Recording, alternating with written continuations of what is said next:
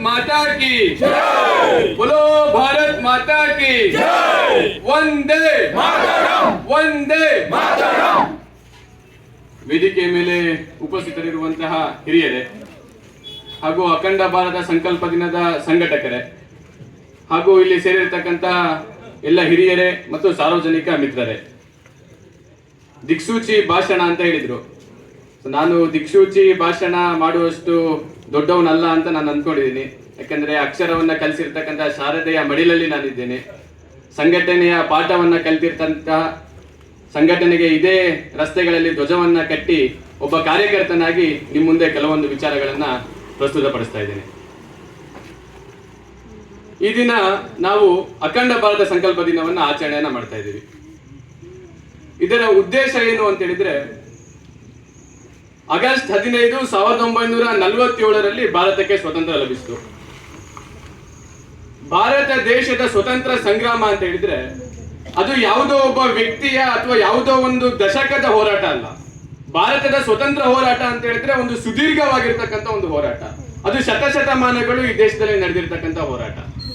ಆ ಹೋರಾಟದ ನೈಜ ಇತಿಹಾಸವನ್ನ ಇವತ್ತಿನ ಪೀಳಿಗೆಗೆ, ಇವತ್ತಿನ ಸಮಾಜಕ್ಕೆ ತಿಳಿಸಬೇಕಾಗಿರ್ತಕ್ಕಂಥ ಅವಶ್ಯಕತೆ ಇದೆ. 1947ರಲ್ಲಿ ಸ್ವತಂತ್ರ ಬಂದ ನಂತರದಲ್ಲಿ ಯಾವ ಮೆಘಾಲಯ ಶಿಕ್ಷಣ ಪದ್ಧತಿಯಿಂದ ನಾವು ಬ್ರಿಟಿಷರು ಬರೆದಿರುವುದೇ ಭಾರತದ ಇತಿಹಾಸ ಆಗಿತ್ತು. ಬ್ರಿಟಿಷರು ಹೇಳಿರ್ತಕ್ಕಂಥ ಸಂಗತಿಗಳೇ ನೈಜ ಸಂಗತಿಗಳಾಗಿತ್ತು.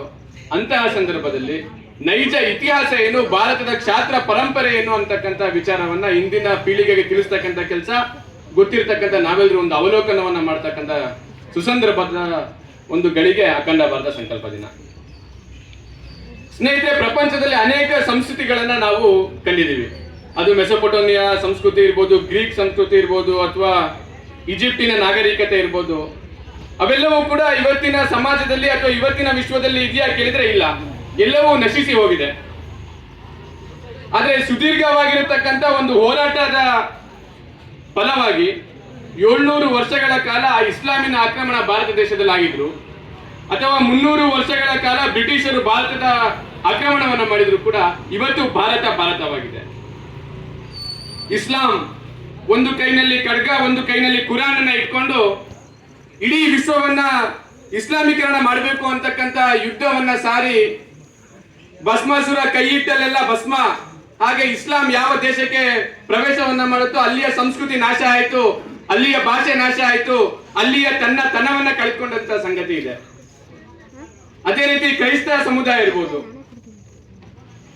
ಆಫ್ರಿಕಾದ ಒಬ್ರು ದಾರ್ಶನಿಕರು ಹೇಳ್ತಾರೆ, ಕ್ರೈಸ್ತರು ನಮ್ಮ ದೇಶಕ್ಕೆ ಬಂದ್ರು, ಅವರು ಬಂದಾಗ ನಮ್ಮ ಕೈಯಲ್ಲಿ ಭೂಮಿಯ ದಾಖಲೆಗಳಿತ್ತು, ಅವರು ನಮಗೆ ಬೈಬಲಿನ ಕೃತಿಗಳನ್ನ ಅವ್ರ ಕೈಯಲ್ಲಿತ್ತು, ಯೇಸುವಿಗೆ ನಮಸ್ಕಾರವನ್ನ ಮಾಡಿ ಪ್ರಾರ್ಥನೆಯನ್ನ ಮಾಡಿ ಅಂತ ಹೇಳಿದ್ರು, ಪ್ರಾರ್ಥನೆಯನ್ನ ಮಾಡಿ ಕಣ್ಣನ್ನ ಬಿಡುವಾಗ ನಮ್ಮ ಕೈಯಲ್ಲಿ ಬೈಬಲ್ ಇತ್ತು, ಅವ್ರ ಕೈಯಲ್ಲಿ ಭೂಮಿಯ ದಾಖಲೆಗಳಿತ್ತು ಅಂತ ಹೇಳಿದ್ರು. ಈ ರೀತಿಯಾಗಿರ್ತಕ್ಕಂಥ ದಾಳಿ ಇಡೀ ವಿಶ್ವದಲ್ಲಿ ನಡೆದ್ರು ಕೂಡ ಭಾರತ ಆ ಎಲ್ಲ ದಾಳಿಗಳಿಗೆ ತಕ್ಕದಾಗಿರ್ತಕ್ಕಂಥ ಪ್ರತಿರೋಧವನ್ನ ವ್ಯಕ್ತಪಡಿಸಿ ಇವತ್ತು ಭಾರತ ಭಾರತವಾಗಿದೆ ಅಂತ ಹೇಳಿದ್ರೆ ಅದಕ್ಕೆ ಕಾರಣ ಭಾರತ ಅದು ಮಾತೃಭೂಮಿ, ಭಾರತ ಅದು ದೈವ ಭೂಮಿ, ಭಾರತ ಅದು ಶ್ರದ್ಧಾ ಭೂಮಿ, ಭಾರತ ಅದು ಆರಾಧನೆಯ ಭೂಮಿ. ನಮ್ಮ ಸಾಧು ಸಂತರುಗಳು ಈ ವಿಷಯವನ್ನ ನಮಗೆ ಹೇಳಿಕೊಟ್ಟಿದ್ದಾರೆ. ಭಾರತದ ಸ್ವತಂತ್ರ ಸಂಗ್ರಾಮ ಅರಬರ ದಾಳಿಯಿಂದ ಶುರುವಾಗುತ್ತೆ. ಇತಿಹಾಸಕಾರರು ಅಥವಾ ನಾವು ಕಲಿತಿರ್ತಕ್ಕಂಥ ಇತಿಹಾಸದಲ್ಲಿ ಹೇಳ್ತಕ್ಕಂಥ ಸಂಗತಿ ಏನು ಅಂತ ಹೇಳಿದ್ರೆ, ವಿದೇಶಿಗಳು ಭಾರತದ ಮೇಲೆ ದಾಳಿಯನ್ನ ಮಾಡಿದ್ರು, ನಾವು ಸೋತ್ವಿ, ನಾವು ಶರಣಾದ್ವಿ, ನಾವು ಸತ್ವಿ ಅಂತಕ್ಕಂಥ ವಿಚಾರವನ್ನ ನಮ್ಮ ಮುಂದೆ ಒಂದು ನರೇಟಿವ್ ರೀತಿಯಲ್ಲಿ ಹೇಳಿದ್ರು. ಆದ್ರೆ ನೈಜವಾಗಿ ಭಾರತದ ಪರಂಪರೆ ಅಥವಾ ಭಾರತ ತನ್ನ ಯುದ್ಧಗಳಿಗೆ ಪ್ರತಿರೋಧವನ್ನ ಒಡ್ಡಿಲ್ವಾ? ಭಾರತ ಒಂದು ಹಿಂದೂ ಸಮಾಜವಾಗಿ ಯಾವ ಯಾವ ಆಕ್ರಮಣಕಾರರು ವಿದೇಶಿಗರು ಭಾರತ ದೇಶವನ್ನ ದಾಳಿ ಮಾಡಿದ್ರು, ಇಡೀ ಸಮಾಜ ಒಂದಾಗಿ ತಕ್ಕದಾಗಿರ್ತಕ್ಕಂಥ ಪ್ರತಿಕ್ರಿಯೆಯನ್ನ ಭಾರತ ದೇಶ ಕೊಟ್ಟಿದೆ. ಅದು ಅರಬರ್ ಇರ್ಬೋದು, ಅಲೆಕ್ಸಾಂಡರ್ ದಿ ಗ್ರೇಟ್ ಅಂತಕ್ಕಂಥ ಅಲೆಕ್ಸಾಂಡರ್ ಭಾರತ ದೇಶಕ್ಕೆ ಬಂದಾಗ ಪುರವ ತನ್ನ ಆನೆಗಳಿಂದ, ತನ್ನ ಕುದುರೆಗಳ ಒಂದು ಸೈನ್ಯದಿಂದ ಅವನನ್ನ ಹಿಮ್ಮೆಟ್ಟಿಸ್ತಕ್ಕಂಥ ಕೆಲಸವನ್ನ ಮಾಡ್ತಾನೆ. 300 ವರ್ಷಗಳ ಕಾಲ ಬೇಕಾಗುತ್ತೆ ಮುಸಲ್ಮಾನರಿಗೆ ಭಾರತದ ಮೇಲೆ ಎಂಟ್ರಿಯನ್ನ ಕೊಡ್ಲಿಕ್ಕೆ. ಅದಾದ ನಂತರ ಅಕ್ಬರ್ ಇರ್ಬೋದು, ಅಕ್ಬರನಿಗೆ ರಾಣಾ ಪ್ರತಾಪ್ ಸಿಂಗ ತನ್ನ ವಿರೋಧವನ್ನ ವ್ಯಕ್ತಪಡಿಸ್ತಾನೆ, ಹೋರಾಟವನ್ನ ಮಾಡ್ತಾನೆ, ಮೇವಾಡದ ಸೈನ್ಯವನ್ನ ಕಟ್ಕೊಂಡು ಉಗ್ರವಾಗಿರ್ತಕ್ಕಂಥ ಪ್ರತಿರೋಧವನ್ನ ವ್ಯಕ್ತಪಡಿಸ್ತಾನೆ. ಈ ರೀತಿಯಾಗಿರ್ತಕ್ಕಂಥ ಇತಿಹಾಸ ನಮ್ಮ ಕಣ್ಮುಂದೆ ಇದೆ.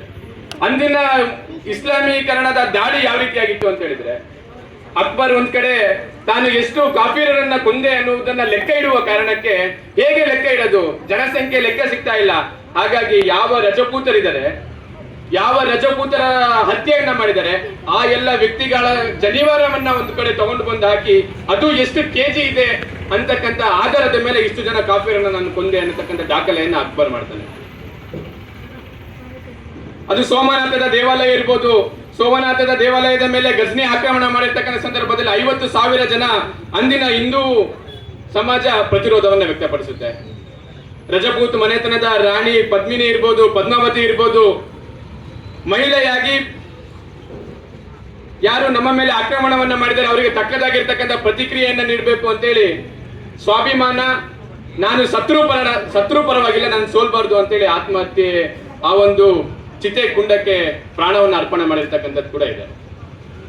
ದೆಹಲಿಯ ಸುಲ್ತಾನ್ ಇರ್ಬೋದು, ಮಹಮ್ಮದ್ ಗೋರಿ ಇರ್ಬೋದು, 17 ಬಾರಿ ನಮ್ಮ ಮೇಲೆ ಆಕ್ರಮಣವನ್ನ ಮಾಡಿದ್ರು ಕೂಡ ಅಷ್ಟೂ ಬಾರಿ ತಕ್ಕದಾಗಿರ್ತಕ್ಕಂಥ ಪ್ರತಿರೋಧವನ್ನ ಭಾರತ ಸಮಾಜ ವ್ಯಕ್ತಪಡಿಸಿತು. ವಟವೃಕ್ಷದಂತೆ ಆ ಸಂದರ್ಭದಲ್ಲಿ ಶಿವಾಜಿ ಮಹಾರಾಜರ ಒಂದು ಸಣ್ಣ ತರುಣ ಬಾಲಕನಿಂದ ದೇಶ ಪ್ರೇಮ ಜಾಗೃತಿಯಾಗಿ ಶಿವಾಜಿ ಇನ್ನೇನು ಹಿಂದೂ ಸಾಮ್ರಾಜ್ಯ ಹೋಯಿತು, ಹಿಂದುತ್ವ ಸತ್ತೋಯ್ತು ಅಂತಕ್ಕಂಥ ವಾತಾವರಣದಲ್ಲಿ ಒಬ್ಬ ಶಿವಾಜಿ ಬಂದು ವಟವೃಕ್ಷ ಚಿಗುರೊಡೆದ ಹಾಗೆ 17 ಬಾರಿ ಮಹಮ್ಮದ್ ಗೋರಿ ಆ ವಟವೃಕ್ಷವನ್ನ ಕಡಿದು ಬೆಂಕಿಯನ್ನ ಹಚ್ಚಿದ್ರು ಕೂಡ ಆ ವಟವೃಕ್ಷ ಮತ್ತೆ ಚಿಗುರಿದ ಹಾಗೆ ಶಿವಾಜಿ ಮಹಾರಾಜರು ಚಿಗುರಿ ಹಿಂದೂ ಸಾಮ್ರಾಜ್ಯವನ್ನ ಸ್ಥಾಪನೆ ಮಾಡ್ತಕ್ಕಂಥ ಕೆಲಸವನ್ನ ಮಾಡಿದ್ರು. ಶಿವಾಜಿ ಮಹಾರಾಜರ ಪ್ರಭಾವ ಯಾವ ರೀತಿಯಲ್ಲಿ ಇತ್ತು ಅಂತ ಹೇಳಿದ್ರೆ, ಕವಿ ಒಂದ್ ಕಡೆ ಹೇಳ್ತಾನೆ, ಕಾಶಿ ಜಿ ಕಾ ಕಲಾ ಜಾತಿ ಮಥುರಾ ಮಸ್ಜಿದ್ ಹೋತಿ ಯದಿ ಶಿವಾಜಿನ ಹೋತಿತ್ತು ಸುನ್ನತ್ ಹೋತಿ ಸಬ್ಕೋ ಅಂತೇಳಿ. ಅದಾದ ನಂತರ ವಿಜಯನಗರ ಸಾಮ್ರಾಜ್ಯ ಇರ್ಬೋದು, ಯಾವ ಕ್ಷೇತ್ರದಲ್ಲಿ ನಾವು ನಿಂತಿದ್ದೀವಿ ಆ ಕ್ಷೇತ್ರದ 12ನೇ ಗುರುಗಳಾಗಿರ್ತಕ್ಕಂಥ ವಿದ್ಯಾರಣ್ಯರ ಪ್ರೇರಣೆಯಿಂದ ಹಕ್ಕ ಬುಕ್ಕರು ಕಟ್ಟಿರ್ತಕ್ಕಂಥ ವಿಜಯನಗರ ಸಾಮ್ರಾಜ್ಯ ಇರ್ಬೋದು, ಈ ರೀತಿಯಾಗಿರ್ತಕ್ಕಂಥ ಒಂದು ಸಂಘಟಿತ ಪ್ರಯತ್ನವನ್ನ ಇಸ್ಲಾಮೀಕರಣದ ವಿರುದ್ಧವಾಗಿ ನಮ್ಮ ಸಮಾಜ ಹುಟ್ಟಿದೆ. ಇದು ಭಾರತದ ಕ್ಷಾತ್ರ ಪರಂಪರೆ, ಮತ್ತೆ ಇದು ಹಿಂದೂ ವೀರಗಾಥೆ. ಇದು 700 ವರ್ಷಗಳ ಈ ರೀತಿಯ ಆಕ್ರಮಣವನ್ನ ಮಾಡ್ತಾ ನಮ್ಮ ಸಮಾಜವನ್ನ ಒಂದ್ ಕಡೆ ಜರ್ಜರಿತಗೊಳಿಸ್ತಕ್ಕಂಥ ಕೆಲಸವನ್ನ ಅವ್ರು ಮಾಡಿದ್ರು. ಕೇವಲ ಯುದ್ಧವನ್ನ ಅವ್ರು ಮಾಡಿಲ್ಲ, ನಮ್ಮ ವಿಗ್ರಹವನ್ನ ಭಂಜನೆಯನ್ನ ಮಾಡಿದ್ರು. ಯಾವ ವಿಗ್ರಹವನ್ನ ನಾವು ಪೂಜೆ ಮಾಡ್ತೀವಿ ಆ ವಿಗ್ರಹವನ್ನ ಮೆಟ್ಟಿಲುಗಳನ್ನಾಗಿ ಮಾಡ್ಕೊಂಡು ಮಸೀದಿಗೆ ಹೋಗ್ತಕ್ಕಂಥ ಕೆಲಸವನ್ನ ಅವ್ರು ಮಾಡಿದ್ರು. ನಾವು ಯಾವ ತಾಯಿಯನ್ನ ನಾವು ಪೂಜೆ ಮಾಡ್ತೀವಿ ಅವಳ ಮಾನವನ್ನ ಭಂಗ ಮಾಡ್ತಕ್ಕಂಥ ಕೆಲಸವನ್ನ ಮಾಡಿದ್ರು. ಮಹಿಳೆಯರ ಮೇಲೆ ಅತ್ಯಾಚಾರ ಮಾಡ್ತಕ್ಕಂಥ ಕೆಲಸವನ್ನ ಮಾಡಿದ್ರು.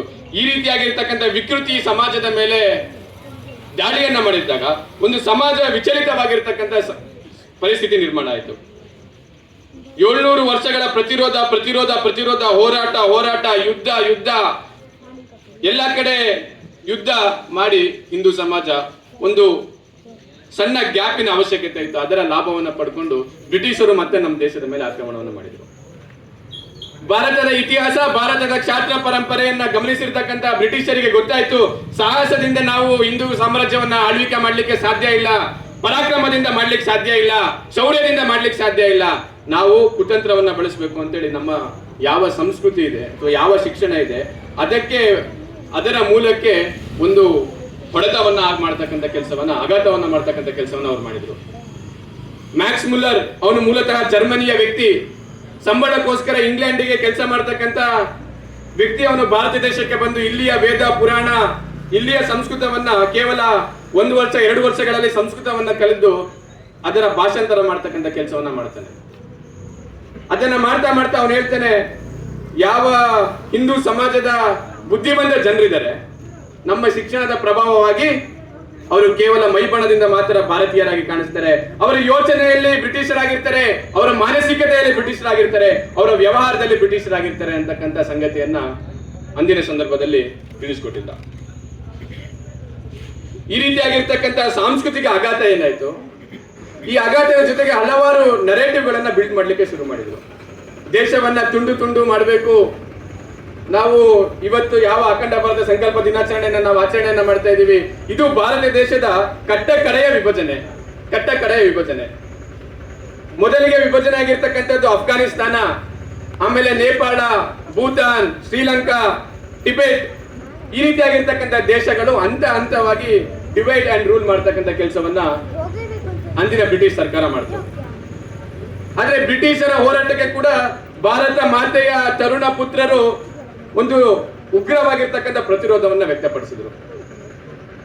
ಆದ್ರೆ ಬ್ರಿಟಿಷ್ ಇತಿಹಾಸಕಾರರು ಯಾವ ಇತಿಹಾಸವನ್ನ ಬಿಟ್ಟು ಹೋದ್ರು ಅದರ ಪ್ರತಿಫಲವಾಗಿ ಬ್ರಿಟಿಷರ ವಿರುದ್ಧ ಹೋರಾಟ ಮಾಡಿರ್ತಕ್ಕಂಥ ಕೆಲವೇ ವ್ಯಕ್ತಿಗಳು, ಅದು ಮಹಾತ್ಮ ಗಾಂಧಿ, ಅದು ನೆಹರು ಅಂತಕ್ಕಂಥ ಕ್ರೆಡಿಟ್ ಕೊಡ್ತಕ್ಕಂಥ ಕೆಲಸವನ್ನು ಅವ್ರು ಮಾಡಿದ್ರು. ವಿನಾ ಖಡ್ಗ ವಿನಾ ಡಾಲ್ ಸಾಬರ್ಮತಿ ಕಾ ಸಂತನೆ ಕಿಯಾ ಕಮಾಲ್. ಖಡ್ಗ ಇಲ್ಲ, ಗುರಾಣಿ ಇಲ್ಲ, ಸಾಬರ್ಮತಿ ಆಶ್ರಮದ ಒಬ್ಬ ಸಂತ ಕಮಾಲ್ ಮಾಡ್ದ, ನಮಗೆ ಸ್ವಾತಂತ್ರ್ಯ ಕೊಡಿಸ್ಕೊಟ್ಟ ಅಂತಕ್ಕಂಥ ನರೇಟಿವ್ ಅನ್ನ ಬಿಲ್ಡ್ ಮಾಡಿದ್ರು. ಇಂಗ್ಲಿಷ್ ಶಿಕ್ಷಣದ ಕಾರಣಕ್ಕಾಗಿ, ಇಂಗ್ಲಿಷರ ಪ್ರಭಾವಕ್ಕಾಗಿ ಒಬ್ಬ ಗಾಂಧಿ ಮಹಾತ್ಮ ಗಾಂಧಿ ಆದ್ರು, ಫಾದರ್ ಆಫ್ ದಿ ನೇಷನ್ ಆದ್ರು. ನೆಹರು ಅಂತಕ್ಕಂಥ ಸಾಮಾನ್ಯ ವ್ಯಕ್ತಿ ಚಾಚಾ ನೆಹರು ಆದ್ರು. ಈ ರೀತಿಯಾಗಿರ್ತಕ್ಕಂಥ ಬೌದ್ಧಿಕ ದಿವಾಳಿತನ ನಮ್ಮ ದೇಶದಲ್ಲಿ ಅವರ ಪ್ರಭಾವದಲ್ಲಿ ಆಯಿತು. ಬ್ರಿಟಿಷರ ವಿರುದ್ಧ 1857ರಲ್ಲಿ ಪ್ರಥಮ ಸ್ವಾತಂತ್ರ್ಯ ಸಂಗ್ರಾಮ ಏನು ಭಾರತದಲ್ಲಿ ನಡೀತು, ಮಂಗಲ್ ಪಾಂಡೆ ಅಂತಕ್ಕಂಥ ವ್ಯಕ್ತಿ ಇಡೀ ದೇಶದಲ್ಲಿ ಒಂದು ಕಿಡಿಯನ್ನ ಹಚ್ತಾನೆ. ಯಾಕಾಗಿ ಅವನು ಕಿಡಿಯನ್ನ ಹಚ್ಚಿದ ಅಂತ ಹೇಳಿದ್ರೆ, ಯಾವ ಗೋವನ್ನ ನಾವು ಆರಾಧನೆಯ ವಸ್ತು ಅಥವಾ ಗೋವು ಪುಣ್ಯ ಅಂತಕ್ಕಂಥ ಸಂಗತಿಯನ್ನ ನಾವು ದಿನನಿತ್ಯ ಆರಾಧನೆಯಲ್ಲಿ ಮಾಡ್ಕೊಂಡ್ ಬಂದಿದ್ವು, ಅಂತಹ ಗೋವಿನ ಕೊಬ್ಬಿನಿಂದ ಮಾಡಿರ್ತಕ್ಕಂಥ ಕಾಡೆತೂಸಿನ ಪೆಟ್ಟಿಗೆಯನ್ನ ಬಾಯಿಯಿಂದ ಓಪನ್ ಮಾಡಬೇಕಾಗಿರ್ತಕ್ಕಂಥ ಪರಿಸ್ಥಿತಿ ನಮ್ಮ ಸೈನಿಕರಿಗೆ ನಿರ್ಮಾಣ ಆಗಿತ್ತು. ಒಬ್ಬ ಮಂಗಲ್ ಪಾಂಡೆ ಯೋಚನೆ ಮಾಡಿದ, ಇದು ನಮ್ಮ ಧರ್ಮದ ಮೇಲಿನ ಆಘಾತ, ಇವಾಗ ನಾವು ಪ್ರಶ್ನೆ ಮಾಡ್ತಿದ್ರೆ ಇನ್ ಯಾವಾಗ ಪ್ರಶ್ನೆ ಮಾಡಿದ್ರು ಅಂತಕ್ಕಂಥ ವಿಷಯವನ್ನ ಇಟ್ಕೊಂಡು 1857ರಲ್ಲಿ ಬ್ರಿಟಿಷ್ ಅಧಿಕಾರಿಯನ್ನ ಕೋವಿಯಿಂದ ಹೊಡೆದು ಅವನನ್ನ ಹತ್ಯೆ ಮಾಡ್ತಕ್ಕಂಥ ಕೆಲಸವನ್ನ ಆ ಮಂಗಲ್ ಪಾಂಡೆ ಮಾಡ್ತಾನೆ. ಅದಾದ ನಂತರ ಅನೇಕ ವ್ಯಕ್ತಿಗಳು ಹೋರಾಟವನ್ನ ಮಾಡಿದ್ರು. ಬ್ರಿಟಿಷರ ಕ್ರೌರ್ಯ ಯಾವ ರೀತಿಯಾಗಿತ್ತು ಅಂತ ಹೇಳಿದ್ರೆ, ಜಲಿಯನ್ ವಾಲಾ ಬಾಗ್ ಘಟನೆಯನ್ನ ನಾವು ನೋಡಬಹುದು. ಡಯರ್ ಅಂತಕ್ಕಂಥ ವ್ಯಕ್ತಿ, ನಾವು ಇವತ್ತು ಯಾವ ರೀತಿಯಾಗಿ 100 ಜನ ಇಲ್ಲಿ ಶಾಂತಿಯುತವಾಗಿ ಒಂದು ಒಳ್ಳೆಯ ವಿಚಾರದ ಮನನಕ್ಕೋಸ್ಕರ ನಾವು ಸೇರಿದ್ದೀವೋ, ಅದೇ ರೀತಿಯಾಗಿ ಬ್ರಿಟಿಷ್ ಸಾಮ್ರಾಜ್ಯದ ವಿರುದ್ಧವಾಗಿ ಒಂದು ಪ್ರತಿರೋಧವನ್ನ ಶಾಂತಿ ರೀತಿಯಾಗಿ ಒಡ್ಡಬೇಕು ಅಂತಕ್ಕಂಥ ಕಾರಣಕ್ಕೋಸ್ಕರ ಸಾವಿರಾರು ಜನ ಜಲಿಯನ್ ವಾಲಾ ಬಾಗ್ದಲ್ಲಿ ಸೇರಿರ್ತಾರೆ. ಆದ್ರೆ ಡಯರ್ ಅಂತಕ್ಕಂಥ ಒಬ್ಬ ಅತ್ಯಂತ ಕ್ರೂರ ಅಮಾನುಷ ವ್ಯಕ್ತಿ ಅಲ್ಲಿ ಸೇರಿರ್ತಕ್ಕಂಥವ್ರು ನಿರಾಯುಧರಾಗಿದ್ರು. ಅವ್ರ ಹತ್ರ ಬಂದೂಕ್ ಇರ್ಲಿಲ್ಲ, ತಲ್ವಾರ್ ಇರ್ಲಿಲ್ಲ, ಕೋವೆ ಇರ್ಲಿಲ್ಲ. ಆದ್ರೂ 3000 ಜನರ ಮೇಲೆ ಗುಂಡಿನ ದಾಳಿಯನ್ನ ಮಾಡೋದ್ರ ಮೂಲಕ ಸಾವಿರಾರು ಜನರ ಹತ್ಯೆಯನ್ನ ಮಾಡ್ತಾನೆ. ಈ ರೀತಿಯಾಗಿರ್ತಕ್ಕಂಥ ಕ್ರೌರ್ಯವನ್ನ ಮೆರೆದಿರ್ತಕ್ಕಂಥ ಬ್ರಿಟಿಷರಿಗೆ ಉತ್ತರ ಕೊಟ್ಟಿರ್ತಕ್ಕಂಥದ್ದು ಒಬ್ಬ ಉಧಮ್ ಸಿಂಗ್. ಯಾವ ಜಲಿಯನ್ ವಾಲಾ ಬಾಗಿಗೆ ಕಾರಣ ಆಗಿರ್ತಕ್ಕಂಥ ಡಯರ್ ಇದ್ದಾನೆ, ಆ ಡಯರ್ ಅನ್ನ ಕೊಲ್ಬೇಕು ಅಂತೇಳಿ ಉಧಮ್ ಸಿಂಗ್ ಪ್ರತಿಜ್ಞೆಯನ್ನ ಮಾಡ್ತಾನೆ. ಪ್ರತಿಜ್ಞೆಯನ್ನ ಮಾಡಿ ವಿದೇಶಕ್ಕೆ ಹೋಗಿ ಅವನ ಹತ್ಯೆಯನ್ನ ಮಾಡಿಯೇ ತೀರ್ತಾನೆ. ಆ ರೀತಿಯಾಗಿರ್ತಕ್ಕಂಥ ತರುಣ ಪರಂಪರೆ ಇವತ್ತು ನಮ್ಮ ದೇಶದಲ್ಲಿ ಬೆಳೆದು ಬಂದಿದೆ. ಅದು ವಿನಾಯಕ ಸಾವರ್ಕರ್ ಇರ್ಬೋದು, ತನ್ನ ತರುಣ ವಯಸ್ಸಿನಲ್ಲಿ ಭಾರತದ ಚಿಂತನೆಗಳನ್ನ, ರಾಷ್ಟ್ರೀಯತೆ ಚಿಂತನೆಗಳನ್ನ, ಹಿಂದುತ್ವದ ಚಿಂತನೆಗಳನ್ನ ಇಟ್ಕೊಂಡು ಬ್ರಿಟಿಷ್ ಅವರನ್ನ ಈ ದೇಶದಿಂದ ಹೊಡೆದು ಓಡಿಸಬೇಕು ಅಂತಕ್ಕಂಥ ಕಲ್ಪನೆಯನ್ನ ಇಟ್ಕೊಂಡು ಒಂದು ವೀರತನದಿಂದ ಹೋರಾಟವನ್ನ ಮಾಡ್ತಾನೆ. ಭಾರತ ದೇಶದಲ್ಲಿ ಅಭಿನವ ಇದನ್ನ ಅವರು ಪ್ರಾರಂಭವನ್ನ ಮಾಡ್ತಾರೆ. ಸಾವರ್ಕರ್ ವಿಭಿನ್ನ ರೀತಿಯಾಗಿರ್ತಕ್ಕಂಥ ಯೋಚನೆಯನ್ನ ಮಾಡ್ತಾರೆ.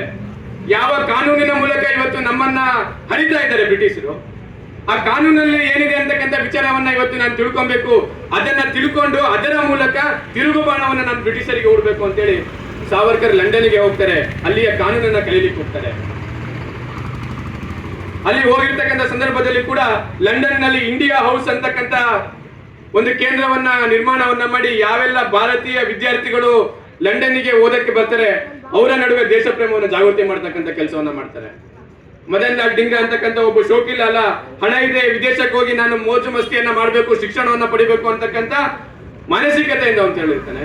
ಸಾವರ್ಕರ್ ಅವರ ಪ್ರಭಾವಕ್ಕೆ ಒಳಗಾಗಿ ಅವನು ಒಬ್ಬ ಬ್ರಿಟಿಷ್ ಅಧಿಕಾರಿಯನ್ನ ಲಂಡನ್ನಿನಲ್ಲಿ ಬ್ರಿಟಿಷ್ ಅಧಿಕಾರಿಯನ್ನ ಹತ್ಯೆ ಮಾಡ್ತಕ್ಕಂಥ ಕೆಲಸವನ್ನ ಮಾಡ್ತಾನೆ.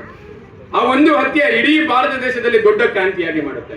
ಸಾವರ್ಕರ್ ಹೋಗಿರ್ತಕ್ಕಂಥ ಸಂದರ್ಭದಲ್ಲಿ, ಲಂಡನ್ಗೆ ಹೋಗಿರ್ತಕ್ಕಂಥ ಸಂದರ್ಭದಲ್ಲಿ ದೇಶದ ಇತಿಹಾಸಕಾರರು ಹೇಳಿದ್ರು, ಸಿಂಹದ ಗುಹೆಗೆ ನರಸಿಂಹನ ಆಗಮನ ಆಗಿದೆ ಅಂತೇಳಿ. ಈ ರೀತಿಯಾಗಿರ್ತಕ್ಕಂಥ ಹೋರಾಟ ಸಾವರ್ಕರ್ ಅವರು ನಡೆಸಿದ್ರು. ಅದು ಚಂದ್ರಶೇಖರ್ ಆಜಾದ್ ಇರ್ಬೋದು, 18, 12, 13 ವರ್ಷದ ಬಾಲಕ ಬ್ರಿಟಿಷರ ಬಂಧನಕ್ಕೆ ಒಳಗಾಗಿ ನ್ಯಾಯಾಧೀಶರ ಮುಂದೆ ವಾದ ವಿವಾದಗಳಾಗುವಾಗ ಆ ವ್ಯಕ್ತಿ ನಿಶ್ಚಯ ಮಾಡ್ತಾನೆ, ಮೇ ಆಜಾದಿ ರಹೂಂಗ, ನಾನು ಕೊನೆಯ ತನಕ ಆಜಾದಿಂದ ಇರ್ತೀನಿ ನಾನು ಅಂತಕ್ಕಂಥ ವಿಚಾರವನ್ನ ಹೇಳಿ ಹೋರಾಟವನ್ನ ಮಾಡಿ ಕೊನೆಗೆ ಬ್ರಿಟಿಷರ ತನ್ನ ಮೇಲೆ ಆಕ್ರಮಣವನ್ನ ಮಾಡಿ ದಾಳಿಯನ್ನ ಮಾಡಿರ್ತಕ್ಕಂಥ ಸಂದರ್ಭದಲ್ಲಿ 12 ಬುಲೆಟ್ಗಳು ಅವನ ಹತ್ರ ಇರುತ್ತೆ. 11 ಬುಲೆಟ್ಟಿನಲ್ಲಿ 16 ಜನ ಸೈನಿಕರನ್ನ ಕೊಂದು ಆ ಲೆಕ್ಕವನ್ನ ಇಟ್ಟು ಕೊನೆಯ ಬುಲೆಟ್ಟಿನಲ್ಲಿ ತನ್ನ ಶೂಟ್ ಮಾಡಿ ತನ್ನ ಪ್ರಾಣವನ್ನು ಅರ್ಪಣೆ ಮಾಡ್ತಕ್ಕಂಥ ಕೆಲಸವನ್ನ ಮಾಡ್ತಾನೆ. ಖುದಿರಾಮ್ ಬೋಸ್ ಅಂತಕ್ಕಂಥ ಇನ್ನೊಬ್ಬ ಯುವಕ ಪ್ರಪ್ರಥಮ ಬಾರಿಗೆ ಭಾರತ ದೇಶದಲ್ಲಿ ಬಾಂಬ್ ದಾಳಿಯನ್ನ ಮಾಡ್ತಾನೆ. ಈ ದೇಶದ ತರುಣ ಪರಂಪರೆ ಯಾವ ರೀತಿಯಾಗಿತ್ತು ಅಂತ ಹೇಳಿದ್ರೆ, ಖುದಿರಾಮ್ ಬೋಸನ್ನ ನ್ಯಾಯಾಧೀಶರು ಕೇಳ್ತಾರೆ, ನೀನು ಅಪರಾಧವನ್ನ ಮಾಡಿದ್ಯಪ್ಪ, ನಿನಗೆ ಯಾವ ಶಿಕ್ಷೆ ಕೊಡ್ಬೇಕು? ನಿನಗೆ ಮರಣದಂಡನೆ ಕೊಡ್ಬೇಕು ಅಥವಾ ನಿನಗೆ ಜೀವಾವಧಿ ಶಿಕ್ಷೆ ಕೊಡ್ಬೇಕು ಅಂತ ಕೇಳ್ತಾರೆ. ಮರಣದಂಡನೆ ಅಂದ್ರೆ ಪ್ರಾಣ ಈ ಕೂಡಲೇ ಹೋಗುತ್ತೆ. ಜೀವಾವಧಿ ಶಿಕ್ಷೆ ಅಂತ ಹೇಳಿದ್ರೆ ಹೊಟ್ಟೆಗೆ ಅನ್ನ ಸಿಗುತ್ತೆ, ಮಲಗಲಿಕ್ಕೆ ನಿದ್ರೆ ಮಾಡ್ಲಿಕ್ಕೆ ಅವಕಾಶ ಇದೆ, ಸಾಯುವ ತನಕ ಬದುಕಬಹುದು. ಆದ್ರೆ ಖುದಿರಾಮ್ ಬೋಸ್ ಉತ್ತರವನ್ನ ಕೊಡ್ತಾನೆ ನ್ಯಾಯಾಧೀಶರ ಮುಂದೆ, ಇದು ನಾನು ಹಿಂದೂ ಕಾರ್ಯಕರ್ತ, ಹಿಂದೂ ಧರ್ಮ ಪುನರ್ಜನ್ಮದ ಮೇಲೆ ನಂಬಿಕೆಯನ್ನ ಇಟ್ಟಿರ್ತಕ್ಕಂಥ ಸಮಾಜ.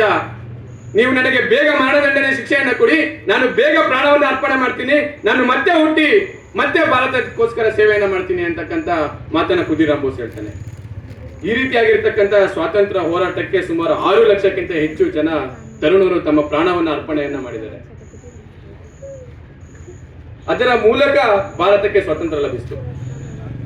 ಅಂದ್ರೆ ಭಾರತಕ್ಕೆ 1947 ಆಗಸ್ಟ್ 15ಕ್ಕೆ ಸಿಕ್ಕಿರ್ತಕ್ಕಂಥ ಸ್ವಾತಂತ್ರ್ಯ ಅದು ಸಂಪೂರ್ಣವಾಗಿರ್ತಕ್ಕಂಥ ಸ್ವಾತಂತ್ರ್ಯನ ಅಂತಕ್ಕಂಥ ಪ್ರಶ್ನೆಯನ್ನು ನಾವು ಕೇಳ್ಕೊಂಡ್ರೆ ಅದು ಸಂಪೂರ್ಣವಾಗಿರ್ತಕ್ಕಂಥ ಸ್ವಾತಂತ್ರ್ಯ ಅಲ್ಲ, ಅದು ಅಪೂರ್ಣವಾಗಿರ್ತಕ್ಕಂಥ ಸ್ವಾತಂತ್ರ್ಯ. ಭಾರತ ತುಂಡಾಗಿರ್ತಕ್ಕಂಥ ಸ್ವಾತಂತ್ರ್ಯ.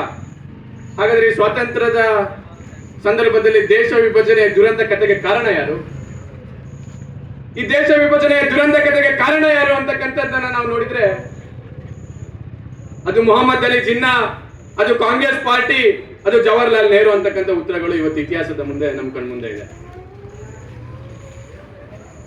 1857ರಲ್ಲಿ ಯಾವ ಸ್ವಾತಂತ್ರ್ಯ ಸಂಗ್ರಾಮ ಆಯಿತು, ಆ ಸ್ವಾತಂತ್ರ್ಯ ಸಂಗ್ರಾಮದಿಂದ ಇಡೀ ದೇಶದಲ್ಲಿ ಇದ್ದಿರ್ತಕ್ಕಂಥ ಸ್ವಾತಂತ್ರ್ಯದ ಕಿಚ್ಚು ಹಳ್ಳಿಗಳಲ್ಲಿ ಭಾರತ್ ಮಾತಾ ಕಿ ಜೈ ಘೋಷಣೆ, ಹಳ್ಳಿಗಳಲ್ಲಿ ಒಂದೇ ಮಾತರಂ ಘೋಷಣೆ. ಈ ಫೋರ್ಸ್ ಏನಿದೆ, ಈ ಫೋರ್ಸ್ ಅನ್ನ ಡೈವರ್ಟ್ ಮಾಡಬೇಕು, ಈ ಫೋರ್ಸ್ ಅನ್ನ ತಡಿಬೇಕು ಅಂತಕ್ಕಂಥ ಉದ್ದೇಶದಿಂದ ಎಒ ಹ್ಯೂಮ್ ಅಂತಕ್ಕಂಥ ವ್ಯಕ್ತಿ ಕಾಂಗ್ರೆಸ್ ಪಾರ್ಟಿಯನ್ನ ಸ್ಥಾಪನೆಯನ್ನ ಮಾಡ್ತಾನೆ. ಒಂದು ಪ್ರೆಷರ್ ಕುಕ್ಕರ್ಗೆ ಯಾವ ರೀತಿಯಾಗಿ ವಾಲ್ ಇರುತ್ತೋ ಟು ಕಂಟ್ರೋಲ್ ದ ಪ್ರೆಷರ್, ಆ ರೀತಿಯಾಗಿ ಹಿಂದೂ ಸಮಾಜದ ಸ್ವಾತಂತ್ರ್ಯ ಹೋರಾಟ ಏನಿದೆ ಆ ಹೋರಾಟವನ್ನ ಪ್ರೆಷರ್ನ ವಾಲ್ವ್ ಹೇಗೆ ಕಮ್ಮಿ ಮಾಡುತ್ತೆ ಆ ರೀತಿಯಾಗಿ ಅದಕ್ಕೆ ಕಮ್ಮಿ ಮಾಡಬೇಕು ಅಂತ ಕಾರಣಕ್ಕೆ ಕಾಂಗ್ರೆಸ್ ಹುಟ್ಟಿರ್ತಕ್ಕಂಥ ಕಾಂಗ್ರೆಸ್ ಈ ದೇಶದಲ್ಲಿ ಅಂದಿನಿಂದ ಇಂದಿನವರೆಗೂ ಕೂಡ 10 ಉಪದ್ರವಗಳನ್ನ 10 ತಪ್ಪು ನಿರ್ಧಾರಗಳನ್ನ ಇವತ್ತು ಮಾಡ್ತಾ ಬರ್ತಾ ಇದೆ. ಕಾಂಗ್ರೆಸ್ ಪಾರ್ಟಿ ಮೊದಲಿಗೆ ಅಂದಿನ ಕಾಂಗ್ರೆಸ್ ಪಾರ್ಟಿ ಮಾಡಿರ್ತಕ್ಕಂಥದ್ದು ಏನು ಅಂತ ಕೇಳಿದ್ರೆ ಅದು ಮುಸ್ಲಿಂ ಅಪೀಸ್ಮೆಂಟ್, ತುಷ್ಟೀಕರಣ. ಸಾವರ್ಕರ್ ಒಂದು ಕಡೆ ಅತ್ಯಂತ ಸ್ಪಷ್ಟವಾಗಿ ಹೇಳ್ತಾರೆ, ನೀವು ಬಂದರೆ ನಿಮ್ಮೊಂದಿಗೆ, ನೀವು ಬರದಿದ್ದರೆ ನಿಮ್ಮನ್ನ ಬಿಟ್ಟು, ನೀವು ವಿರೋಧ ಮಾಡಿದರೆ ನಿಮ್ಮನ್ನ ಮೆಟ್ಟಿ ನಾವು ಸ್ವಾತಂತ್ರ್ಯ ಲಕ್ಷ್ಮಿಯನ್ನು ಪಡೆದಿರುತ್ತೇವೆ ಅಂತಕ್ಕಂಥ ಕ್ಷಾತ್ರ ತೇಜವನ್ನ ಸಾವರ್ಕರ್ ಒಂದ್ ಕಡೆ ಪ್ರತಿಪಾದಿಸ್ತಾ ಇರ್ತಾರೆ. ಆದ್ರೆ ಅಂದಿನ ಕಾಂಗ್ರೆಸ್ ನಲ್ಲಿ ಇರ್ತಕ್ಕಂಥ ಗಾಂಧೀಜಿ, ಜವಾಹರ್ಲಾಲ್ ನೆಹರು ಯಾವ ಯೋಚನೆಯಲ್ಲಿದ್ರು? 1857ರಲ್ಲಿ ಹಿಂದೂ ಮತ್ತು ಮುಸಲ್ಮಾನರ ಒಟ್ಟಿಗೆ ಈ ದೇಶಕ್ಕೋಸ್ಕರ ಹೋರಾಟ ಮಾಡಿರ್ತಕ್ಕಂಥ ಸಂದರ್ಭದಲ್ಲಿ ಮುಂದೆ ಅವರಿಗೆ ಒಟ್ಟಿಗೆ ಹೋರಾಟ ಮಾಡಕ್ ಆಗ್ತಾ ಇರ್ಲಿಲ್ವಾ?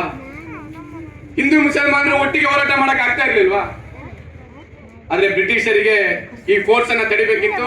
ನಮ್ಮಲ್ಲೇ ಹಿಂದೂ ಮುಸ್ಲಿಂ ಅಂತಕ್ಕಂಥ ಡಿವೈಡ್ ಮಾಡ್ತಕ್ಕಂಥ ಕೆಲಸವನ್ನ ಕಾಂಗ್ರೆಸ್ ಪಾರ್ಟಿಯಿಂದ ಮಾಡೋದಕ್ಕೆ ಶುರು ಮಾಡಿದ್ರು.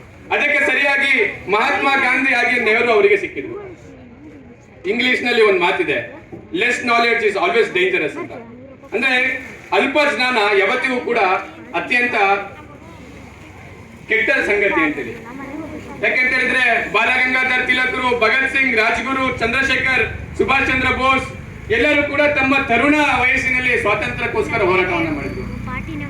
ಆದ್ರೆ ಗಾಂಧೀಜಿ ಮತ್ತೆ ನೆಹರು ಯಾವಾಗ ಸ್ವಾತಂತ್ರ್ಯ ಹೋರಾಟಕ್ಕೆ ಇಳಿದ್ರು ಅಂತ ಹೇಳಿದ್ರೆ ತಮ್ಮ ಶಿಕ್ಷಣವನ್ನ ಮುಗಿಸಿ, ತಮ್ಮ ಎಲ್ಲವನ್ನ ಮುಗಿಸಿ ಒಂದು 1920ರ ಸಮಯದಲ್ಲಿ ಭಾರತದ ಸ್ವಾತಂತ್ರ್ಯಕ್ಕೋಸ್ಕರ ಹೋರಾಟವನ್ನ ಮಾಡಿದ್ರು. ಅವರು ಓದಿದ್ದು ವಿದೇಶದಲ್ಲಿ, ಅವ್ರು ಕಲ್ತಿರೋದು ಇಂಗ್ಲಿಷ್, ಅವ್ರು ಓದಿರೋದು ಕಾನ್ವೆಂಟ್ ನಲ್ಲಿ. ನಮ್ಮ ದೇಶದ ಸಂಸ್ಕೃತಿ, ನಮ್ಮ ದೇಶದ ಪರಂಪರೆ, ನಮ್ಮ ದೇಶದ ಕ್ಷಾತ್ರ ಗುಣ, ಹಿಂದುತ್ವದ ವೀರಗಾಥೆ ಆ ವ್ಯಕ್ತಿಗಳಿಗೆ ಹೇಗೆ ಗೊತ್ತಾಗ್ಬೇಕು? ಸಾವರ್ಕರ್ ಅವರು ಹೇಳಿರ್ತಕ್ಕಂಥ ಆ ಮಾತನ್ನ ಬಹುಶಃ ಅಂದಿನ ಕಾಂಗ್ರೆಸ್ ನಾಯಕರು ಪಾಲಿಸಿದ್ರೆ ದೇಶ ವಿಭಜನೆ ಅಂತಕ್ಕಂಥ ದುರಂತ ನಮ್ಮ ದೇಶದಲ್ಲಿ ನಡೀತಾ ಇರಲಿಲ್ಲ. ಮುಸ್ಲಿಂ ತುಷ್ಟೀಕರಣದ ಪರಿಸ್ಥಿತಿ ಯಾವ ರೀತಿಯಾಗಿತ್ತು ಅಂತ ಹೇಳಿದ್ರೆ ದೇಶ ವಿಭಜನೆಯ ದುರಂತ ಕಥೆ ಅಂತಕ್ಕಂಥ ಒಂದು ಪುಸ್ತಕ ಇದೆ. ಆ ಪುಸ್ತಕದಲ್ಲಿ ನೀವು ಓದಿದ್ರೆ ಗೊತ್ತಾಗುತ್ತೆ. ಕಾಂಗ್ರೆಸ್ನ ಸಮ್ಮೇಳನಗಳು ನಡೀತಾ ಇರುತ್ತೆ.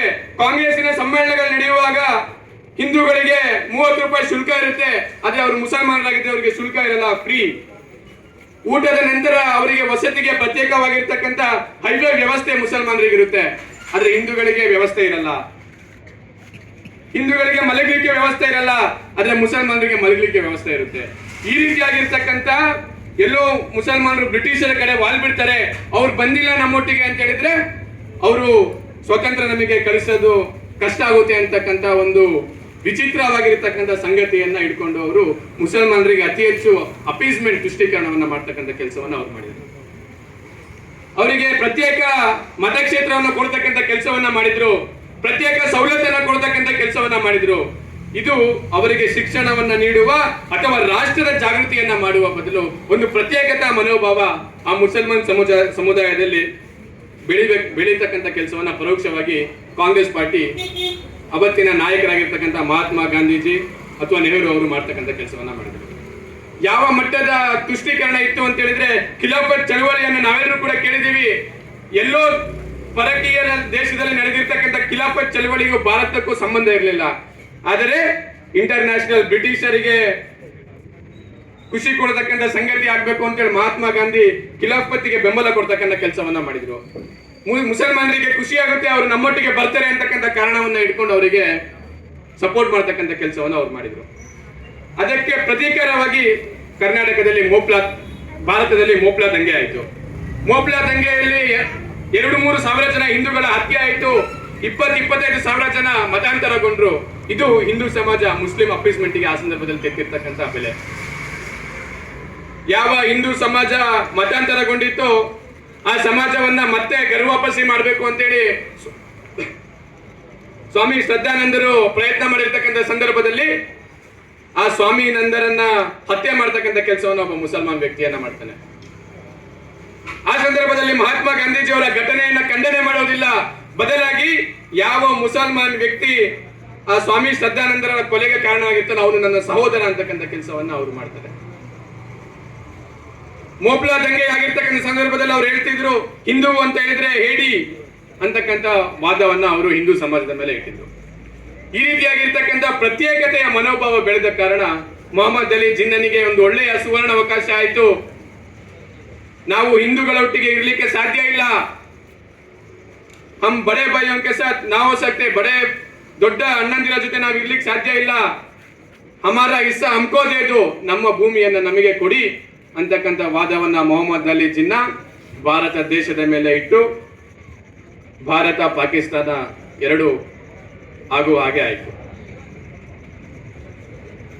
ದೇಶ ವಿಭಜನೆ ಆಯಿತು, ಒಂದು ಕಡೆ ಸ್ವಾತಂತ್ರ್ಯ ಬಂದಿದೆ ಅಂತಕ್ಕಂಥ ಸಂತೋಷ, ಇನ್ನೊಂದು ಕಡೆ ಇವತ್ತು ರಾತ್ರಿಯವರೆಗೆ ನಮ್ಮದೇ ನೆಲದಲ್ಲಿ ನಮ್ಮದೇ ದೇಶದಲ್ಲಿ ಇರ್ತಕ್ಕಂಥ ವ್ಯಕ್ತಿ ರಾತ್ರಿ 12 ಗಂಟೆ ಕಳೆದ್ರೆ ಅವನು ವಿದೇಶಿಗನಾದ. ಪಾಕಿಸ್ತಾನದಲ್ಲಿ ಹಿಂದೂಗಳ ಮೇಲೆ ಅಮಾನುಷವಾಗಿರ್ತಕ್ಕಂಥ ಹತ್ಯೆ ಆಯಿತು. ಒಂದು ಕಡೆ ಉಲ್ಲೇಖ ಇದೆ, ಟ್ರೈನ್ ನಲ್ಲಿ ಆ ಕಡೆಯಿಂದ ಬಾಡಿಗಳನ್ನ ಕಳಿಸ್ತಾ ಇದ್ರು, ಆ ಬಾಡಿಗಳಲ್ಲಿ ಕೈ ಇರ್ತಾ ಇರ್ಲಿಲ್ಲ, ಕೆಲವೊಂದರಲ್ಲಿ ರುಂಡ ಇರ್ತಾ ಇರ್ಲಿಲ್ಲ, ಇಡೀ ಟ್ರೈನ್ ಹಿಂದೂಗಳ ದೇಹಗಳಿತ್ತು, ಮಹಿಳೆಯರ ದೇಹಗಳಿತ್ತು, ಮಹಿಳೆಯರ ದೇಹಗಳ ಮೇಲೆ ಬಟ್ಟೆಗಳಿರ್ಲಿಲ್ಲ, ವಿವಸ್ತ್ರವಾಗಿತ್ತು. ಈ ರೀತಿಯಾಗಿರ್ತಕ್ಕಂಥ ಹಿಂದೂಗಳ ಮೇಲಿನ ಕ್ರೌರ್ಯ ಪಾಕಿಸ್ತಾನದಲ್ಲಿ ನಡೀತಕ್ಕಂಥ ಕೆಲಸ ಆಯಿತು. ಪಾಕಿಸ್ತಾನ ಒಂದು ಮುಸಲ್ಮಾನ್ ರಾಷ್ಟ್ರ ಆಯಿತು, ಜಗತ್ತಿನ ಇಸ್ಲಾಮೀಕರಣ ದಾರುಲ್ ಇಸ್ಲಾಂ ರಾಷ್ಟ್ರವನ್ನ ಮಾಡೋದ್ರಲ್ಲಿ ಅವರು ಯಶಸ್ವಿ ಆದ್ರು. ಅದೇ ಇಡೀ ಪ್ರಪಂಚದಲ್ಲಿ ಹಿಂದೂಗಳು ಯಾವ ನೆಲದಲ್ಲಿದ್ದಾರೆ, ಅಂದಿನ ಸೆಕ್ಯುಲರ್ ದೇಶವಾಸಿಗಳ ಕಾರಣಕ್ಕಾಗಿ ಭಾರತ ಸೆಕ್ಯುಲರ್ ದೇಶ ಅಂತ ಆಯ್ತು. ಯಾವಾಗ ಪಾಕಿಸ್ತಾನದಿಂದ ಇಂದಿನ ಬಾಂಗ್ಲಾದೇಶದಿಂದ ಹಿಂದೂಗಳು ಆಶ್ರಯಕ್ಕೋಸ್ಕರ ದಿಗ್ಭ್ರಾಂತರಾಗಿ ಎಲ್ಲಿ ನನ್ನ ತಾಯಿಯನ್ನ ಅತ್ಯಾಚಾರ ಮಾಡ್ತಾರೆ, ಎಲ್ಲಿ ನನ್ನ ತಂಗಿಯ ಮಾನಹಾರವನ್ನ ಮಾಡ್ತಾರೆ ಅಂತಕ್ಕಂಥ ಒಂದು ಭಯದಿಂದ ಭಾರತಕ್ಕೆ ಓಡಿ ಬಂದ್ರು. ಅವರ ಬಗ್ಗೆ ಯಾರು ಮಾತಾಡ್ತಕ್ಕಂಥ ಕೆಲಸವನ್ನ ಮಾಡಿಲ್ಲ. ಮಹಾತ್ಮ ಗಾಂಧೀಜಿ ಅವರು ಒಂದು ವಾಕ್ಯವನ್ನ ಕೂಡ ಹೇಳಿಲ್ಲ, ದೇಶದ ಪ್ರಧಾನಿ ಆಗ್ಲಿಕ್ಕೆ ನಾಳೆ ಯಾವ ಕಲರ್ ಸೂಟ್ ನಾನು ಹಾಕ್ಲಿ, ನಾಳೆ ಯಾವ ಕಲರ್ ಕುರ್ತಾ ನಾನು ಹಾಕ್ಲಿ ಅಂತಕ್ಕಂಥ ಯೋಚನೆಯಲ್ಲಿ ಇದ್ದ ನೆಹರು ಇಂಟರ್ನ್ಯಾಷನಲ್ ಇಮೇಜ್ ಅನ್ನ ಡೆವಲಪ್ ಮಾಡ್ಕೊಬೇಕಾಗಿತ್ತು. ಈ ಒಂದು ಕ್ರೌರ್ಯವನ್ನ ಜನತೆಗೆ ಗೊತ್ತಾಗ್ಲಿಕ್ಕೆ ಬಿಟ್ಟಿಲ್ಲ. ಅದರ ಬದಲಾಗಿ ಹಿಂದೂಗಳು ನಮ್ಮ ಮೇಲೆ ಆಕ್ರಮಣವನ್ನ ಮಾಡಬಹುದು ಅಂತೇಳಿ ದೆಹಲಿಯಲ್ಲಿ, ಪಂಜಾಬ್ನಲ್ಲಿ, ಪಶ್ಚಿಮ ಬಂಗಾಳದಲ್ಲಿ ಭಯಭೀತರಾಗಿರ್ತಕ್ಕಂಥ ಮುಸಲ್ಮಾನದ ಕೆಲ ವ್ಯಕ್ತಿಗಳಿಗೆ ಮಹಾತ್ಮ ಗಾಂಧೀಜಿ ಕರೆಯನ್ನ ಕೊಡ್ತಾರೆ, ಹಿಂದೂಗಳೇ ನೀವು ಅವರಿಗೆ ಆಶ್ರಯವನ್ನ ಕೊಡಿ ಅಂತೇಳಿ. ಈ ರೀತಿಯಾಗಿರ್ತಕ್ಕಂಥ ಅಪೀಸ್ಮೆಂಟ್ ಪಾಲಿಟಿಕ್ಸ್ ಭಾರತದ ಒಂದು ದುರ್ದೈವವಾಗಿರ್ತಕ್ಕಂಥ ಸಂಗತಿಯಾಗಿ ನಡೆದುಕೊಂಡು ಬಂದಿದೆ. ಬಹುಶಃ ಯಾವಾಗ ಈ ದೇಶದಲ್ಲಿ ಹಿಂದುತ್ವ ಜಾಗೃತಿ ಆಗಿತ್ತು ಅಥವಾ ಯಾವ ರಾಷ್ಟ್ರೀಯ ಹೋರಾಟದಲ್ಲಿ ಹಿಂದುತ್ವದ ಆಧಾರದಲ್ಲಿ ಹೋರಾಟ ನಡೀತು ಅಂತಹ ಸಂದರ್ಭದಲ್ಲಿ ಭಾರತ ನೈಜವಾಗಿ ಪ್ರತಿರೋಧವನ್ನ ವ್ಯಕ್ತಪಡಿಸಿದೆ. ಹಿಂದುತ್ವವನ್ನ ಬಿಟ್ಟು ಹೋರಾಟ ಭಾರತ ದೇಶದಲ್ಲಿ ನಡೆದಿದೆ. ಅಂತಹ ಸಂದರ್ಭದಲ್ಲಿ ಈ ರೀತಿಯಾಗಿರ್ತಕ್ಕಂಥ ಅವಾಂತರಗಳು ನಮ್ಮ ದೇಶದಲ್ಲಿ ಆಗಿದೆ. ಮಂಗಲ್ ಪಾಂಡೆ ಒಬ್ಬ ಬ್ರಿಟಿಷ್ ಅಧಿಕಾರಿಯನ್ನ ಗುಂಡಿಟ್ಟು ಕೊಂದಿದ್ದು ಹಿಂದುತ್ವದ ಕಾರಣಕ್ಕೋಸ್ಕರ. ಬಾಲಗಂಗಾಧರ ತಿಲಕ್ ರಾಜರುಗಳ ನಡುವೆ ಇದ್ದಿರ್ತಕ್ಕಂಥ ಯಾವ ಯುದ್ಧ ಇದೆ ಅದು ಗಣಪತಿಯ ಸ್ಥಾಪನೆಯ ಮುಖಾಂತರ ಸಾರ್ವಜನಿಕ ಗಣಪತಿ ಉತ್ಸವದ ಮೂಲಕ ಸಾರ್ವಜನಿಕರ ನಡುವೆ ಹಿಂದೂ ಸಮಾಜದ ನಡುವೆ ತೆಗೆದುಕೊಂಡು ಹೋಗಿರ್ತಕ್ಕಂಥ ಹೋರಾಟ ಅದು ಹಿಂದುತ್ವದ ಹೋರಾಟ.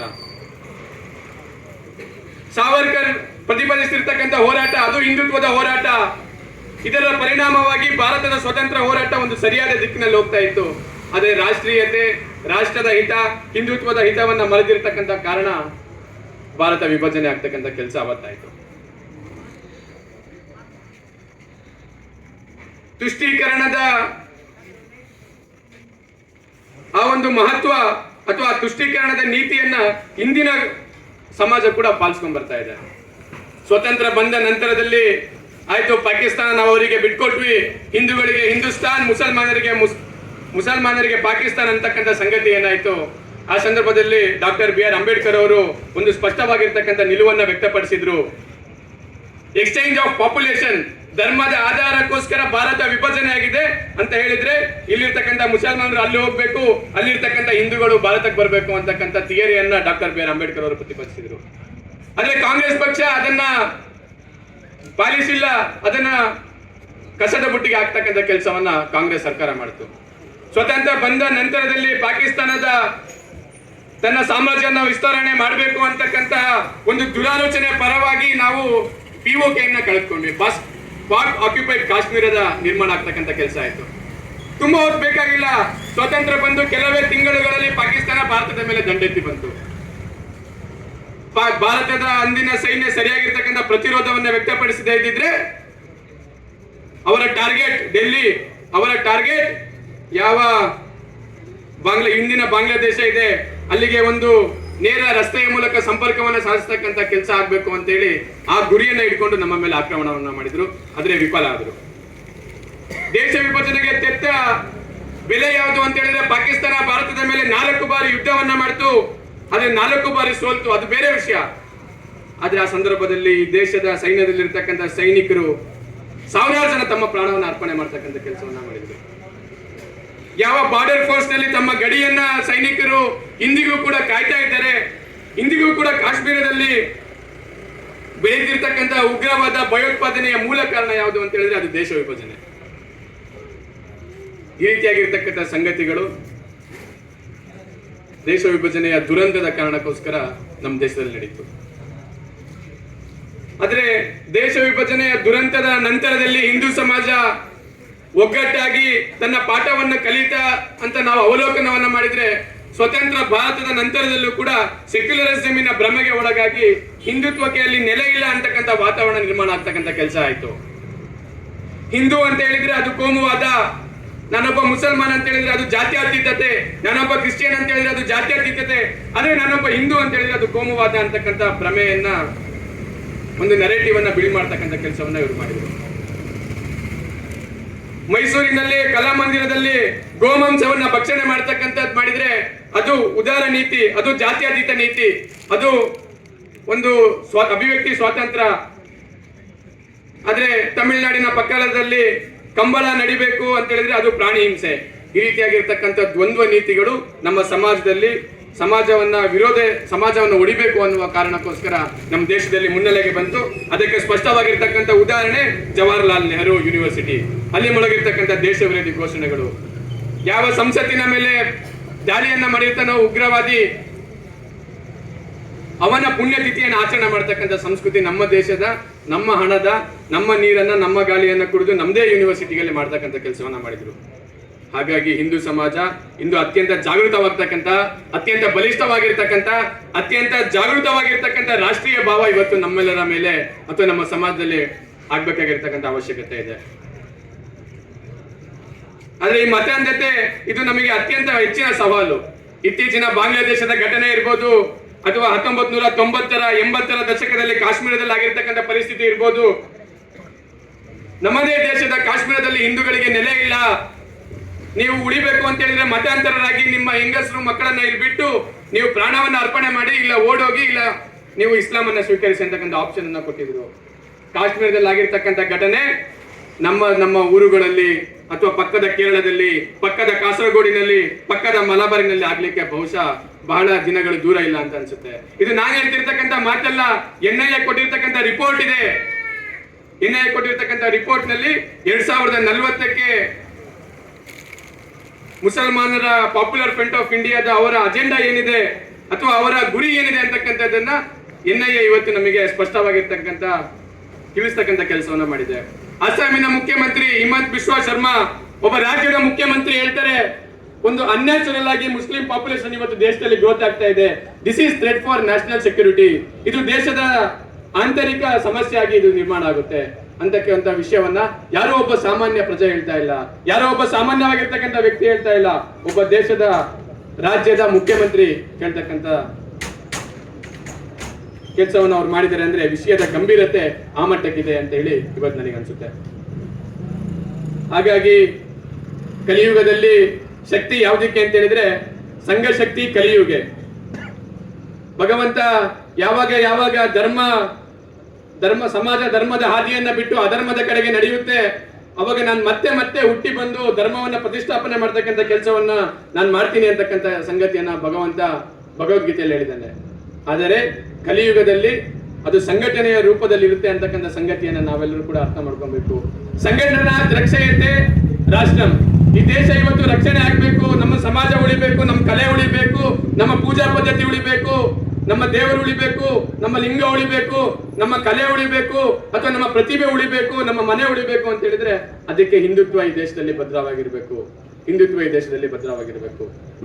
ಇವತ್ತು ಸಂವಿಧಾನ ಭಾರತ ದೇಶದಲ್ಲಿ ಈ ರೀತಿಯಾಗಿರ್ತಕ್ಕಂಥ ಧಕ್ಕೆ ಬರದೇ ಇರತಕ್ಕಂಥ ವಾತಾವರಣ ಇದೆ ಅಂತ ಹೇಳಿದ್ರೆ ಅದಕ್ಕೆ ಕಾರಣ ಇಲ್ಲಿ ಬಹುಸಂಖ್ಯಾತರಾಗಿರ್ತಕ್ಕಂಥವ್ರು ಹಿಂದೂ ಸಮಾಜದವರು. ಸೆಕ್ಯುಲರಿಸಂ, ಯಾವ ಸೋಕಾಲ್ಡ್ ಸೆಕ್ಯುಲರಿಸಂ ವಿಷಯವನ್ನ ಹೇಳ್ತಾ ಇದ್ದಾರೆ, ಆ ಒಂದು ಉದಾರ ನೀತಿ ಅಥವಾ ಆ ರೀತಿಯಾಗಿರ್ತಕ್ಕಂಥ ಸರ್ವೇ ಜನಃ ಸುಖಿನೋ ಭವಂತು, ಲೋಕ ಸಮಸ್ತ ಸುಖಿನೋ ಭವನು ಅಂತಕ್ಕಂಥ ಉನ್ನತ ವಿಚಾರಧಾರೆ ಇವತ್ತು ನಮ್ಮ ತನದಲ್ಲಿ ಅಥವಾ ನಮ್ಮ ಸ್ವಂತ ತನದಲ್ಲಿ ಇವತ್ತು ಬಂದಿದೆ. ಹಾಗಾಗಿ ಒಂದು ಸಣ್ಣ ಕಥೆಯನ್ನ ನೆನಪಾಗುತ್ತೆ.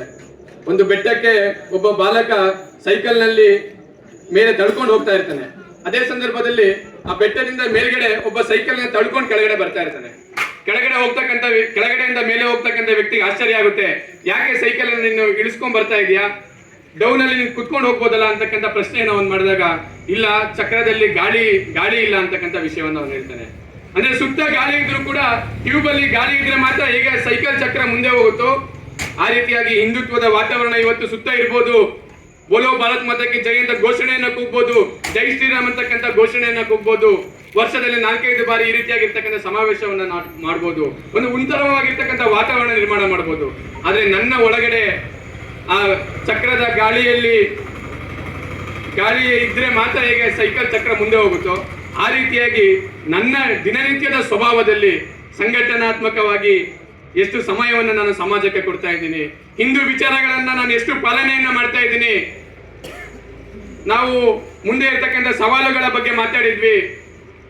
ಬೆಟ್ಟದ ಮೇಲೆ ಮನೆಯನ್ನ ಕಟ್ಟಿ ಪ್ರಾಣಿ ಪಕ್ಷಿಗಳಿಗೆ ಅಂಜಿದರೆ ಹೇಗೆ ಅಂತಕ್ಕಂಥ ವಚನಕಾರ ಹೇಳಿದ್ದಾರೆ. ಇಷ್ಟೆಲ್ಲ ಸವಾಲುಗಳನ್ನ ನಾವು ಹೇಳಿ ಅದಕ್ಕೆ ಅಂಜಿದರೆ ಹೇಗೆ, ಆ ಸವಾಲುಗಳನ್ನ ಎದುರಿಸತಕ್ಕಂಥ ಸಮಾಜದ ನಿರ್ಮಾಣ ಮಾಡ್ತಕ್ಕಂಥ ಕೆಲಸವನ್ನ ಇವತ್ತು ನಾವೆಲ್ಲರೂ ಕೂಡ ಮಾಡಬೇಕಾಗಿದೆ. ಆ ದಿಕ್ಕಿನಲ್ಲಿ ಮುಂದಿನ ದಿನಗಳಲ್ಲಿ ದಿನನಿತ್ಯದ ಸಮಾಜದಲ್ಲಿ ಅದು ಲವ್ ಜಿಹಾದ್ ಇರ್ಬೋದು, ಅಥವಾ ಅದು ಲ್ಯಾಂಡ್ ಜಿಹಾದ್ ಇರ್ಬೋದು, ಅಥವಾ ಮತಾಂತರ ಇರ್ಬೋದು, ಈ ರೀತಿಯಾಗಿರ್ತಕ್ಕಂಥ ರಾಷ್ಟ್ರಕ್ಕೆ ಧಕ್ಕೆ ಮಾಡತಕ್ಕಂಥ ಸಂಗತಿಗಳೇನಿದೆ ಅದರ ಎಲ್ಲದರ ವಿರುದ್ಧ ಇವತ್ತು ನಾವು ಹೋರಾಟ ಮಾಡಬೇಕಾಗಿದೆ. ಹೋರಾಟ ಮಾಡಬೇಕು ಅಂತ ಹೇಳಿದ್ರೆ ಕೇವಲ ಒಬ್ಬ ವ್ಯಕ್ತಿಯಿಂದ ಹೋರಾಟ ಮಾಡಿದ್ರೆ ಸಾಕಾಗಲ್ಲ, ಒಂದು ತಲೆಮಾರಿನ ಹೋರಾಟ ಮಾಡಿದ್ರೆ ಸಾಕಾಗಲ್ಲ. ರಾಮ ಮಂದಿರಕ್ಕೆ ತಲೆಮಾರುಗಳ ಹೋರಾಟ ಈ ದೇಶದಲ್ಲಿ ಆಗಿದೆ. ಆರ್ಟಿಕಲ್ 370 ತೆಗಿಲಿಕ್ಕೆ 10 ದಶಕಗಳ ಹೋರಾಟ ಇವತ್ತಾಗಿದೆ. CAA NRC ಬರಕ್ಕೆ 10 ದಶಕಗಳ ಹೋರಾಟ ಇವತ್ತಾಗಿದೆ. ಹಾಗಾಗಿ ಒಂದು ದಿನದಲ್ಲಿ ಬದಲಾವಣೆ ಆಗ್ತಕ್ಕಂಥ ಸಂಗತಿ ಇದಲ್ಲ. ತಲೆಮಾರಿನಿಂದ ತಲೆಮಾರಿಗೆ ಈ ಸಂಗತಿಗಳು ಹೋಗ್ಬೇಕು, ತಲೆಮಾರಿನಿಂದ ತಲೆಮಾರಿಗೆ ಈ ಸಂಗತಿಗಳು ಹೋಗ್ಬೇಕು ಅಂತ ಹೇಳಿದ್ರೆ ಅದು ಡೈಲ್ಯೂಟ್ ಆಗಬಾರ್ದು. ಹಿಂದಿನ ಪೀಳಿಗೆ ಯಾವ ರೀತಿಯಾಗಿ ಸಮಾಜದ ಸಂಘಟನೆಯನ್ನ ಅತ್ಯಂತ ಉನ್ನತ ಮಟ್ಟಕ್ಕೆ ತೆಗೆದುಕೊಂಡು ಹೋಗಿ ನಮ್ಮ ಕೈಗೆ ಕೊಟ್ಟಿದ್ದಾರೋ, ನಮ್ಮ ಕಾಲಘಟ್ಟದಲ್ಲೂ ಕೂಡ ಯಾವ ಗೊಂದಲಕ್ಕೆ ಒಳಗಾಗದೆ ವೈಚಾರಿಕವಾಗಿರ್ತಕ್ಕಂಥ ಸ್ಪಷ್ಟನೆಯೊಂದಿಗೆ ಆ ಸಮಾಜವನ್ನ ಇನ್ನೂ ಹೆಚ್ಚು ಸದೃಢ ಮಾಡ್ತಕ್ಕಂಥ ಕೆಲಸವನ್ನ ಇವತ್ತು ನಾವು ಮಾಡಬೇಕಾಗಿದೆ. ಯಾಕೆಂದ್ರೆ ನಮ್ಮ ವಿರೋಧಿಗಳಿಗೆ ಅತ್ಯಂತ ಸ್ಪಷ್ಟತೆ ಇದೆ, ನಾನು ಏನ್ ಮಾಡ್ಬೇಕು ಅಂತಕ್ಕಂಥ ಸ್ಪಷ್ಟತೆ ಇದೆ ಅವರಿಗೆ, ಅತ್ಯಂತ ಕ್ಲಾರಿಟಿ ಅವರಿಗಿದೆ. ಒಂದು ಸಣ್ಣ ಉದಾಹರಣೆ ಅಂತ ಹೇಳಿದ್ರೆ, ಇತ್ತೀಚೆಗೆ ನಡೆದಿರ್ತಕ್ಕಂಥ ಎಲೆಕ್ಷನ್ ಉತ್ತರ ಪ್ರದೇಶದ ಒಂದು ಗ್ರಾಮದಲ್ಲಿ ಯಾವ ರೀತಿಯಾಗಿ ಅವರು ಒಂದು ಪಕ್ಷಕ್ಕೆ ಓಟನ್ನು ಹಾಕಿದ್ರು ಅಂತೇಳಿ ನಾವು ಅಧ್ಯಯನವನ್ನ ಮಾಡಿದ್ರೆ, ದೇಶದ ಸವಲತ್ತುಗಳನ್ನ ತೆಗೆದುಕೊಂಡು ನಮಗೆ ಮನೆ ಕೊಟ್ಟಿದ್ದಾರೆ, ನಮಗೆ DL ಕೊಟ್ಟಿದ್ದಾರೆ ಅಥವಾ ನಮಗೆ ಅಕ್ಕಿ ಕೊಟ್ಟಿದ್ದಾರೆ ಅಂತಕ್ಕಂಥ ವಿಷಯವನ್ನ ಇಟ್ಕೊಂಡು ಓಟ್ ಹಾಕ್ತಕ್ಕಂಥ ವ್ಯಕ್ತಿಗಳು ಇವತ್ತು ನಮ್ಮ ವಿರೋಧಿಗಳಲ್ಲ. ಅವರಿಗೆ ಅಜೆಂಡಾ ಏನು ಅಂತ ಕ್ಲಾರಿಟಿ ಇದೆ, ಅವರಿಗೆ ಗುರಿ ಏನು ಅಂತಕ್ಕಂಥ ಕ್ಲಾರಿಟಿ ಇದೆ. ದಾರುಲ್ ಅರಬ್ ದೇಶವನ್ನ ದಾರುಲ್ ಇಸ್ಲಾಂ ದೇಶ ಮಾಡಬೇಕು ಅಂತಕ್ಕಂಥ ಗುರಿ ಇದೆ. ಮತಾಂತರವನ್ನ ಮಾಡಿ ಭಾರತ ಕ್ರಿಶ್ಚಿಯಾನಿಟಿ ಜಾಸ್ತಿ ಆಗ್ಬೇಕು ಅಂತಕ್ಕಂಥದ್ದು ವಾತಾವರಣ ಇದೆ. ಇದು ಕೇವಲ ಭಾಷಣದ ವಿಷಯ ಅಲ್ಲ, ಕಣ್ಮುಂದೆ ನಡೀತಿರ್ತಕ್ಕಂಥ ಘಟನೆ. ಇವತ್ತಿನ ನಾಗಾಲ್ಯಾಂಡ್ ಅಥವಾ ಇವತ್ತಿನ ಅಸ್ಸಾಮಿನ 7 ಸಿಸ್ಟರ್ ಸ್ಟೇಟ್ಸ್ ಗಳಂತ ನಾವೇನ್ ಹೇಳ್ತೀವಿ, ಅಲ್ಲಿ ಇವತ್ತು ಹಿಂದೂ ಅಲ್ಪಸಂಖ್ಯಾತ. ಪಕ್ಕದ ಕೇರಳದಲ್ಲಿ ಹಿಂದೂ ಒಂದು 4-5 ಜಿಲ್ಲೆಗಳಲ್ಲಿ ಇವತ್ತು ಅಲ್ಪಸಂಖ್ಯಾತ. ಅಲ್ಲಿ ಹಿಂದೂಗಳ ಪರಿಸ್ಥಿತಿ ಯಾವ ರೀತಿ ಇದೆ ಅಂತ ಹೇಳಿದ್ರೆ ಅತ್ಯಂತ ದಾರುಣವಾಗಿರ್ತಕ್ಕಂಥ ಪರಿಸ್ಥಿತಿ ಇದೆ. ಅವನು ಒಂದ ಮುಸಲ್ಮಾನರಾಗಿ ಪರಿವರ್ತನೆ ಆಗ್ಬೇಕು, ಇಲ್ಲ ಅಂತ ಹೇಳಿದ್ರೆ ಮನೆಯನ್ನ ಬಿಟ್ಟು ಬೇರೆ ಕಡೆ ಹೋಗ್ಬೇಕು. ಊರು ಬಿಟ್ಟು ಬೆಂಗಳೂರಿಗೆ ಬರ್ಬೋದು, ಬೆಂಗಳೂರು ಬಿಟ್ಟು ಹೈದರಾಬಾದಿಗೆ ಹೋಗ್ಬೋದು, ನಾಳೆ ಹೈದರಾಬಾದಿಂದ ಡೆಲ್ಲಿಗೆ ಹೋಗ್ಬೋದು. ಆದ್ರೆ ಡೆಲ್ಲಿಯಿಂದ ಎಲ್ಲಿಗೆ ಅಂತಕ್ಕಂಥ ಪ್ರಶ್ನೆಯನ್ನ ಕೇಳಿದ್ರೆ ಇನ್ನು ಅನ್ಯ ಗೃಹಕ್ಕೆ ಹೋಗ್ತಕ್ಕಂಥ ತಂತ್ರಜ್ಞಾನಗಳು ಅಥವಾ ಪ್ರಯೋಗಗಳ ಆಗಿಲ್ಲ. ಹಿಂದೂಗಳಿಗೆ ಇರತಕ್ಕಂಥದ್ದು ಭಾರತ ದೇಶ ಮಾತ್ರ. ಭಾರತ ದೇಶ ಉಳಿಬೇಕು ಅಂತ ಹೇಳಿದ್ರೆ ಇಲ್ಲಿನ ಸಮಾಜ ಉಳಿಬೇಕು. ಸೊ ಹಾಗಾಗಿ ಈ ವಿಷಯದ ಬಗ್ಗೆ ನಾವೆಲ್ಲರೂ ಕೂಡ ಜಾಗೃತ ಸಮಾಜದ ನಿರ್ಮಾಣ ಮಾಡಲಿಕ್ಕೆ ಎಲ್ಲರೂ ಒಂದೊಂದು ಹೆಜ್ಜೆಯನ್ನ ಮುಂದೆ ಇಟ್ಟರೆ ನಾವಿವತ್ತು ಮಾಡಿರ್ತಕ್ಕಂಥ ಅಖಂಡ ಭಾರತ ಸಂಕಲ್ಪ ದಿನ ಅದು ಸಾರ್ಥಕ ಆಗುತ್ತೆ. ಮುಂದಿನ ವರ್ಷವೂ ಕೂಡ ಈ ರೀತಿಯ ಪ್ರಕ್ರಿಯೆಗಳು ನಿರಂತರವಾಗಿ ನಮ್ಮ ಸಮಾಜದಲ್ಲಿ ನಡೆಯಲಿ ಅಂತಕ್ಕಂಥ ವಿಷಯವನ್ನ ಹೇಳ್ತಾ, ಅಟಲ್ಜಿ ಅವರು ಒಂದು ಕವಿತೆಯಲ್ಲಿ ಹೇಳ್ತಾರೆ, ಹಿಂದೂ ತನಮನ ಹಿಂದೂ ಜೀವನ ರಗರಗ ಹಿಂದೂ ಮೇರಾ ಪರಿಚಯ ಅಂತ. ನಾವೆಲ್ಲರೂ ಕೂಡ ನಾನೊಬ್ಬ ಹಿಂದೂ ಅಂತಕ್ಕಂಥ ಎದೆ ತಟ್ಟಿ ಹೇಳ್ತಕ್ಕಂಥ ಸಂಗತಿಗಳು ಇವತ್ತು ನಿರ್ಮಾಣ ಆಗ್ಬೇಕಾಗಿದೆ. ಸೊ ಹಾಗಾಗಿ ನಮ್ಮ ವೈಯಕ್ತಿಕ ವಿಚಾರಗಳು ಅಥವಾ ಈ ರೀತಿಯ ಚಿಂತನೆಗಳಿಂದ ನಾವೆಲ್ಲರೂ ಕೂಡ ಸಮಾಜವನ್ನ ನಾವೆಲ್ಲ ಒಂದು, ನಾವೆಲ್ಲ ಹಿಂದೂ ಅಂತಕ್ಕಂಥ ಮಾನಸಿಕತೆಯನ್ನ ಇಟ್ಕೊಂಡು ಹಿಂದೂ ಸೋದರ ಸರ್ವೆ ಅಂತಕ್ಕಂಥ ನಾವೆಲ್ಲರೂ ಸಹೋದರರು ಅಂತಕ್ಕಂಥ ವಿಚಾರವನ್ನ ಮನಗಂಡು ನಮ್ಮ ದಿನನಿತ್ಯದ ವಿಚಾರದಲ್ಲಿ, ದಿನನಿತ್ಯದ ಕೃತಿಗಳಲ್ಲಿ ಹಿಂದೂ ಚಿಂತನೆಗಳು ಪ್ರತಿಧ್ವನಿಸಲಿ, ಅದು ರಿಫ್ಲೆಕ್ಟ್ ಆಗಲಿ ಅಂತಕ್ಕಂಥ ಮಾತನ್ನ ಹೇಳ್ತಾ ನನ್ನ ಈ ಭಾಷಣವನ್ನ ಮುಗಿಸ್ತಾ ಇದ್ದೀನಿ. ಧನ್ಯವಾದಗಳು. बोलो भारत माता की, बोलो भारत माता की, सनातन हिंदू धर्म की, सनातन हिंदू धर्म की जय।